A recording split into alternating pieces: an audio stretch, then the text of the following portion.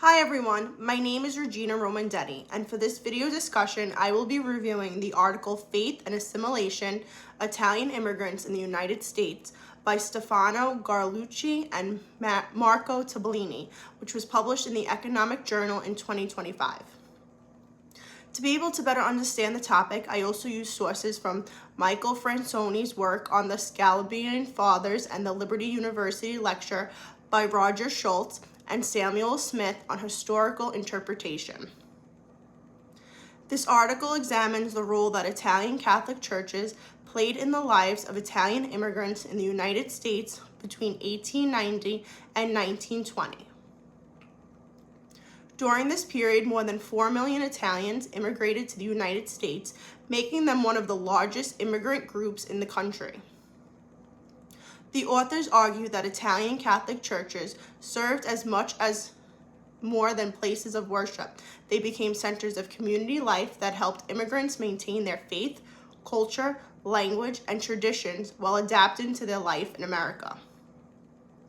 The authors found that Italian churches strengthened connections within Italian communities.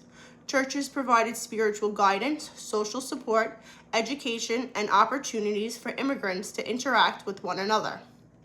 Priests often helped immigrants find jobs, assisted families in time of need, and organized community activities, even for leisure. One point that stood out to me in this article was that it found that children living in areas with Italian churches were more likely to become literate and learn English.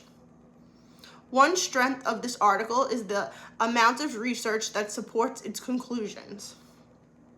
The authors used historical census records, Catholic directories, and other archival sources to study the effects of Italian Catholic churches across the United States. In this article, I also appreciated how the article demonstrates that religion was an important part of the immigrant experience and helped shape the Italian American communities. As being Italian American myself, I could see how that importance was so important. This argument is supported by Fransoni's history of the Scalabrine Fathers, which describes how priests and churches provided both spiritual and practical support to Italian immigrants.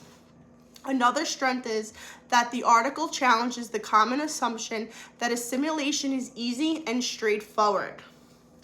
Instead, the authors show that Italian churches helped immigrants preserve their ethnic identity while also providing tools that helped them succeed in the American society. This idea connects with Schultz and Smith's discussion of historical interpretations, reminding us that historians must consider the cultural and religious influences that share people's experiences. One weakness of the article is that it focuses heavily on statistics and economic data. While this evidence is valuable, the article does not include many personal stories or first-hand accounts from Italian immigrants themselves. Additionally, the article focuses more on assimilation and community development than on the religious beliefs and practices of Italian Catholics during this time. This source particularly is especially useful for my research topic, Italian American Catholicism and its influence on American religious and cultural heritage. The article demonstrates how Catholic churches helped preserve Italian American traditions, strengthen immigrant communities, and contribute to American religious life. Combined with Fransoni's work and the course lecture, it provides a broader understanding of how faith shaped the Italian American experience and influenced American culture. Overall, I found the article to be informative, well-researched, and highly relevant for my topic. It helped me better understand the important influence of Italian Catholic churches on both Italian American communities and in American society as a whole. Thank you so much for watching.